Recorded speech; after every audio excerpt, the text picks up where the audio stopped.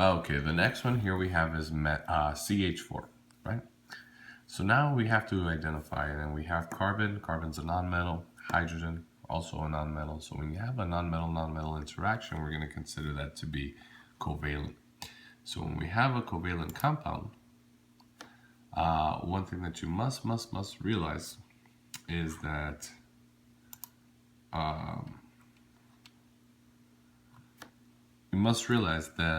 you have to name it a certain way. We're going to use prefixes. So first you're going to name the first element, which is carbon. You're going to name it as is. Okay, how? As it is spelled on the periodic table. The next thing is we're going to do H4. Now, since it has a subscript of 4, we're going to name that with a prefix.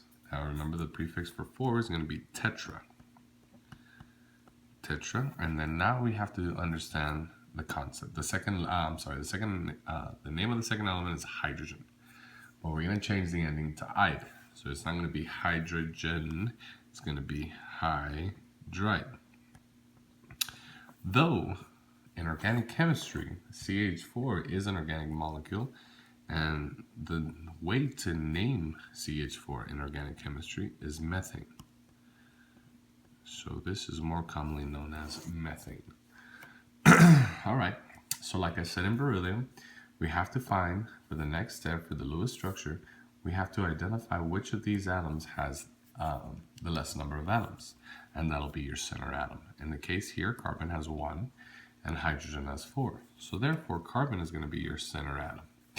Now we got to draw the Lewis structure for carbon.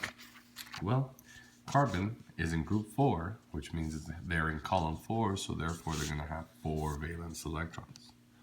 1, 2, 3, and 4. The next thing we got to do is we got to say, well, we have 4 hydrogens, so that means we're going to situate every hydrogen at one of these dots. All right, so now we got to draw the Lewis structure for each of those hydrogens. Hydrogen is in group 1. Yeah? Well, because it's in the first column, it has 1 valence electron, and hydrogen actually only has 1 electron, period. Okay. So now all you got to do is connect the dots, and you have created this Lewis structure for methane. Again, you have to use the ball and stick, or the model, right? But we all know that the only structures that we've learned so far, the one with the 4 sides, okay, is tetrahedral. Okay, so that's one thing that you have to first construct on your molecular set.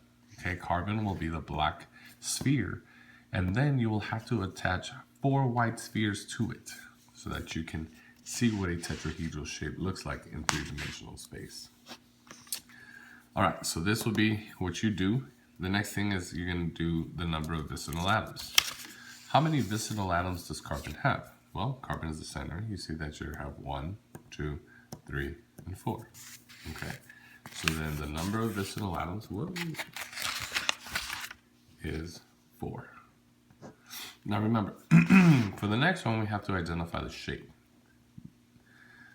And so for this shape, right, the molecule that has 4, the ones that we have learned so far, the only one that has 4 sides, right, or 4 bonds to it, is called tetra, prefix for 4, hedral.